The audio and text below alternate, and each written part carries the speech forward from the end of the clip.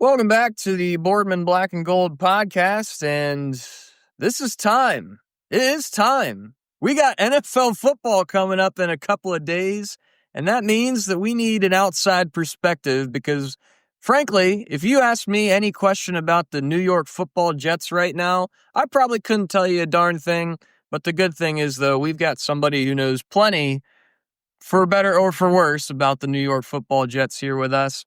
The return of Derek Poe. We had him on for the very first Outside Perspective episode last year. He is back with us today. Derek, why don't you go ahead and introduce yourself?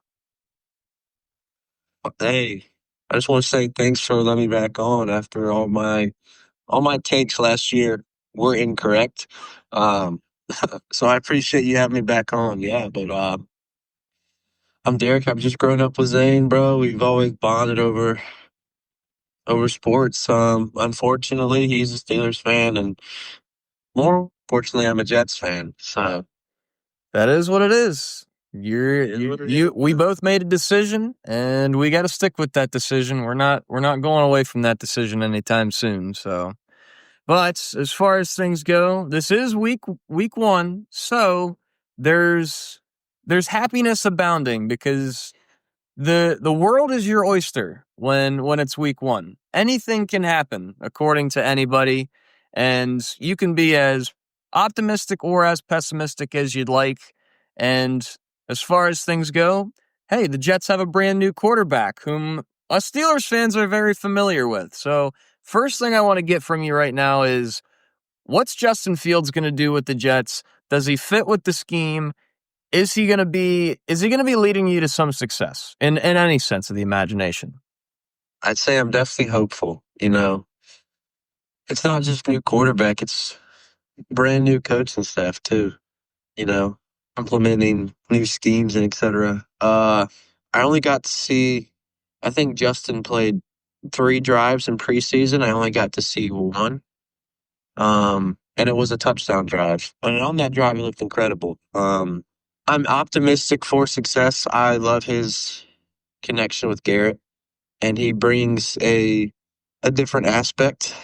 Something that we've been missing the past years as far as mobility goes. You'll see what I'm talking about. So the strength of this Jets team is their offensive line, and they're great run blockers, and we've got great running backs, but I think Justin's our best runner. So it's going to be, I'm optimistic, as always.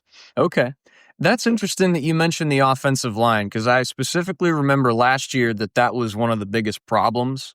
And that was kind of my next question is, what does the offensive line look like with Justin, who is more mobile? Is that going to help the Jets' cause this season as opposed to hurting it last year?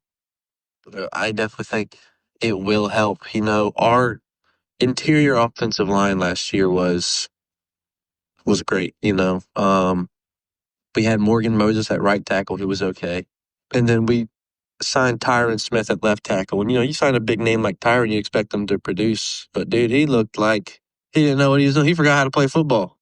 Mm-hmm. So he's out, and that rookie we drafted last year, Olufashanu, he's back at left tackle, and then we spent 7th overall pick on Armand Membo at the right tackle, and they've looked good in preseason and in camp.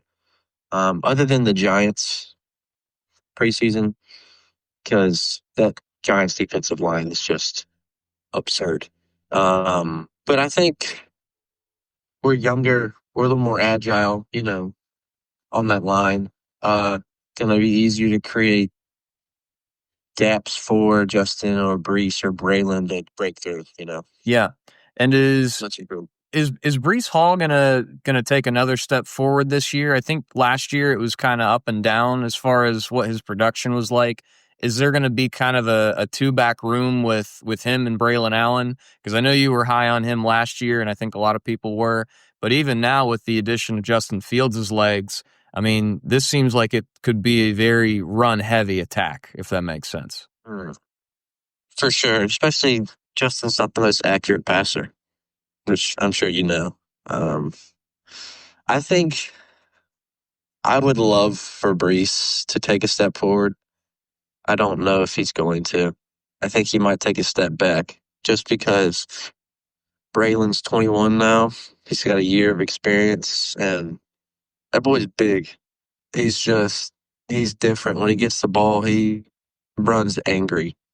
Um, I think it's going to be committee, because our offensive coordinator came from the Lions last year. I think he was their tight ends coach, maybe.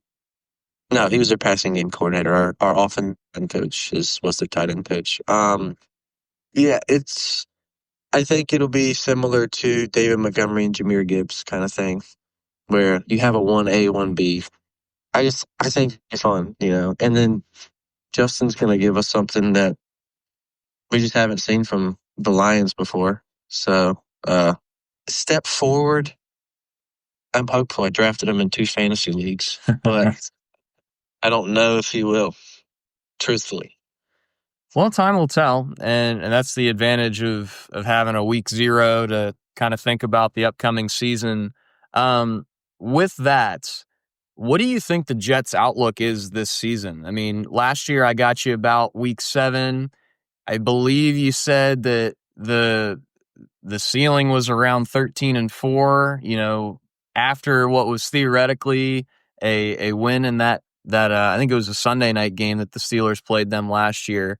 But talk to me a little bit about your outlook for the Jets. I mean, this is kind of an interesting spot to be in. We didn't do any outside perspectives this early last year. Now we can kind of ask, hey, completely raw, what do we think for the Jets this season? And then I'll ask you a follow-up question shortly after. I think our ceiling, is 9-8. I think our floor is 4-13. Oh, wow. Yeah.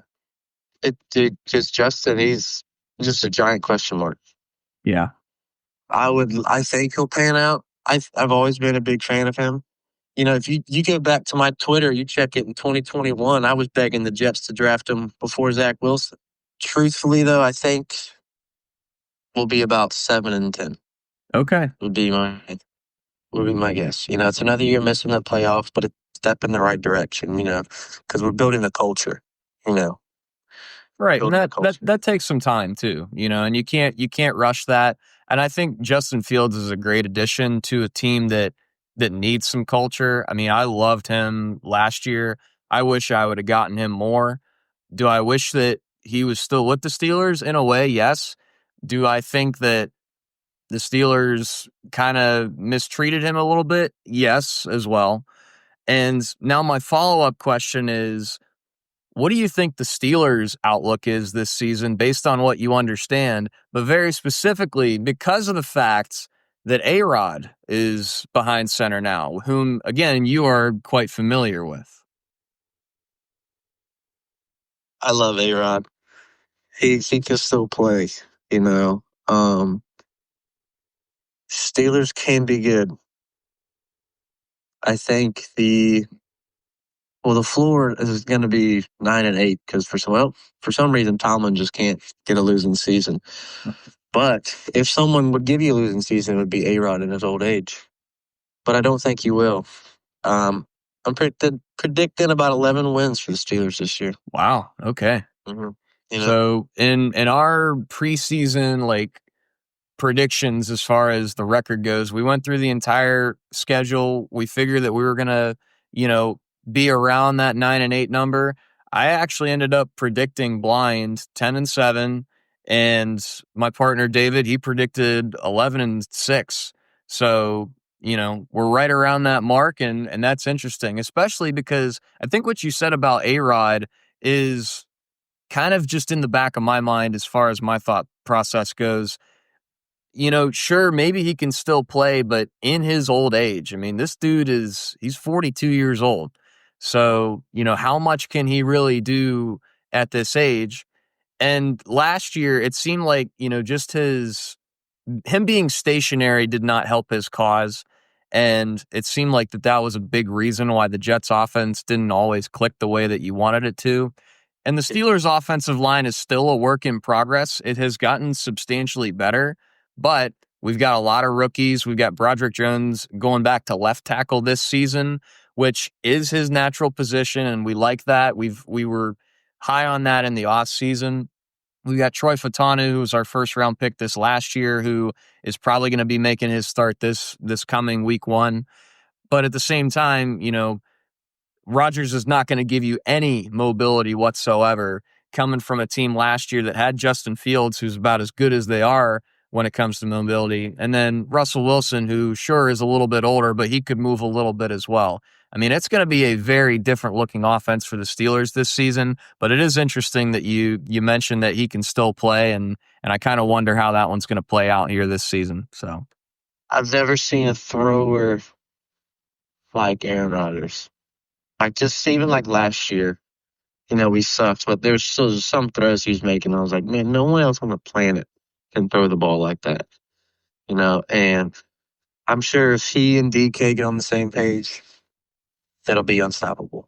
I do worry with like Roman and Calvin because he's not like the best with rookies or younger wide receivers. I would say rookie because I guess Roman didn't even play last year. I do worry about that. I think your tight end room's great. oh yeah. Great. Pat, Jonnu, and you still got Darnell? Oh yeah, he's still there. Yeah. So I'm sure you guys will be fine. I think Aaron only had like 38 rushing yards last season. and half of them came on one run against the Titans. It was awesome. Wow. I think just a mixture of playing for a winning culture and also Rodgers has always been the kind of guy who's like, you can't do that? Okay, watch me. Big chip on the shoulder guy. So it's going to hurt me what he's going to do to us week 1, I think. Well, that's the next question. That's the next one we got for you. What's the game prediction? What's your score prediction? How does the game turn out? Give me the flavor for this week 1 game. Let me ask you a question first. What's going on with Cam Hayward? We still don't know, or is he signed, or he's signed. I mean, all the money stuff is a dispute from, I think they want to restructure his contract. He does not want to restructure his contract. He's signed. He's playing. So that's not necessarily in question, but the drama is still continuing with him. I mean, he's been going on his podcast the last couple of days and, talking a little bit bad about the Steelers, which is a little bit not great, and we're not big fans of that. But it seems like he is going to play week 1. Now, I will say our first rounder this season, Derek Harmon, it does not seem like he is going to be playing this first week, which is a little bit tough. And actually, I think there might be another interior D lineman that is down right now. I don't know that for sure. I'd have to check the depth chart on that. But we're gonna be a little bit battered defensively this first week. Offensively, I don't think we got any issues. Calvin Austin might be dealing with a little bit of something, but other than that, I mean, it's going to be a mostly healthy team minus a couple of young guys that we were probably hoping for a little bit more of early on, especially. Okay, good deal. Your edge rushers are still just insane, so it's you missing D tackles probably isn't going to do much against us. Like, it's not going to change things. Like, the only way I think we beat you is if it's Justin's arm, if he just gets it going. You guys have a whole new and improved secondary, but if you watch the tape last year, Garrett was cooking Jalen Ramsey in Miami.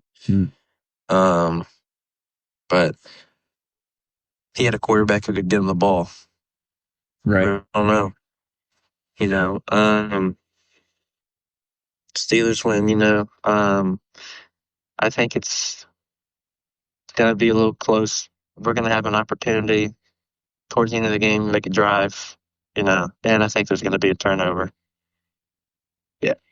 I think it's probably an Alex Highsmith strip sack or something, just getting after him. It'll end that way, and I'll cry and move on.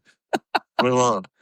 Hey, it's only week one. If you lose week one, you still got 16 more, right?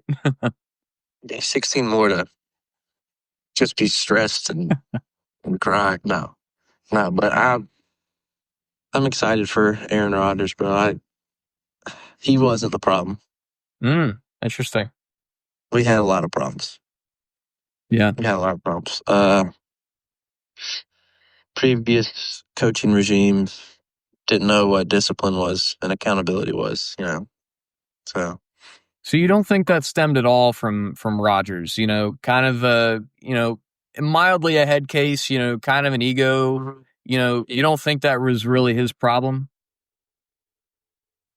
no, because gotta even think before Rodgers, we were still like one of the most penalized teams in the league, you know, pre-snap penalties and defensive holdings and just stupid things that coaches need to crack down on, and we didn't crack down on. Okay.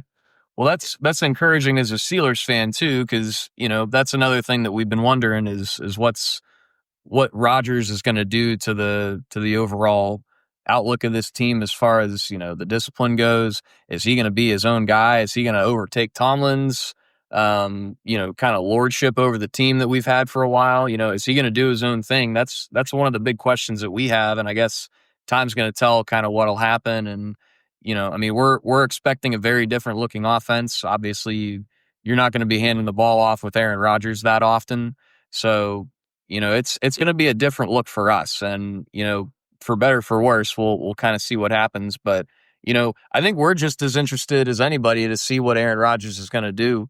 And it's super cool and interesting that it's going to be Aaron Rodgers against the previous Steelers quarterback on the field where Aaron Rodgers suffered his one career injury that really set him back. So.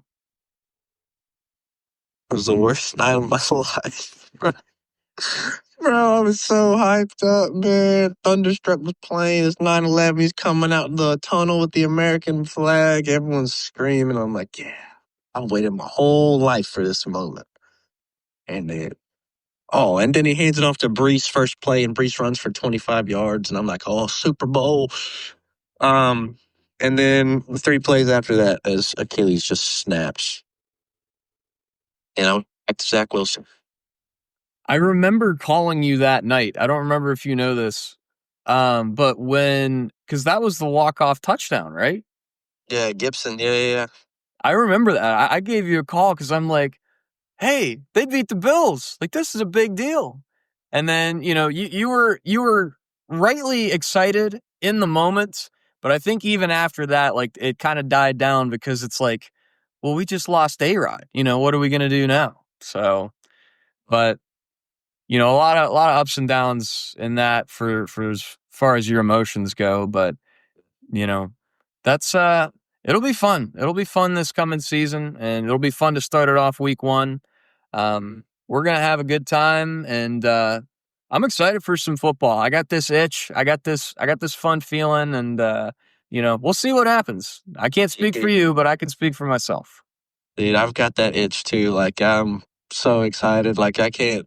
I've never been so happy to watch the Cowboys play tomorrow. Right. Right. But, dude, football, it's been a long time coming. It's might as like a movie they're writing, having Steelers Jets play week one. Also, I'm just glad it's at 1 o'clock. I don't know what it was, but when we first signed A-Rod these past 2 years, every game it's been prime time. Mm. And East Coast prime time sucks. Not it. Not it, bro. We're doing this in the morning, like, the wee morning. The sun was not up when I first started this. It's been up there in North Carolina. I'm a bit farther west than you are, but that's the thing, us East Coast bugs, those 8 o'clock games, they'll get to you. Well, if they would also just kick off at 8 when they said they're supposed to. Like, why? Like, even college football is like supposed to kick off at 7:30, but I gotta wait till 7:57 for kickoff. I know. What are we doing? What are we doing, people? What are we doing, man? Nah, it's fine. We'll wait for it. For football. Oh yeah. I'm excited for the Jets. Excited for the Steelers. the team I'm rooting for this year. Dude, I saw Caleb Johnson listed at RB3. Yeah, that's going to be something that we're going to dive in our pre-Jets episode, myself and David. That's super interesting. I saw that myself, a little bit unnerved by that, a little bit worried, I will say. Um, I don't have a whole lot of other opinions on that right now, but that is interesting that you bring that up because I'm a little concerned about that. I will be honest. Yeah, that makes sense. It makes sense. What was he, round 2, round 3? Third round pick out of Iowa. Liked him a lot. I thought that his profile was great. But as far as things go, they like Kenneth Gainwell, I guess, a little bit more, which, I mean, he's been a great backup for Philly for a long time. So, but, you know, I guess that's the nice thing about having multiple running backs. And we've kind of had a tandem with Najee and Warren for the last couple of years. We got Warren signed to a new 3-year deal. So a lot of moving parts right now. So we'll see what happens with the Pittsburgh Steelers. But as far as this episode of Outside Perspective goes, I'm Zane, joined by Derek Poe. And Boardman Black and Gold is always sponsored by Zecca Enterprises, crafting furniture solutions in northwestern Pennsylvania. You can call 910-777-3871 to turn your furniture problems into furniture solutions. Keep an eye out for our post-Jets Steelers episode. We're probably going to have the iteration of myself and David coming out before this one. So in the meantime, you've been listening to that one, and now you've got the outside perspective for the New York Football Jets coming into this Week 1 game. Derek, thanks for joining me this episode. Appreciate you a lot. Bro, thanks for having me. I hope I'm a little more right this time. Yeah. We're wrong, so the Jets win, but dude, There you go. It's a way to do this. All righty, baby. Let's have a big Week 1. Aaron Rodgers, Justin Fields, MetLife Stadium, absolute cinema. Can't get any better than this. We got Week 1 NFL football coming up for you real soon, and we will be back on the Boardman Black and Gold podcast to break every single detail down once that game happens. Thanks as always for listening. I'm Zane Bloom. We'll see you next time.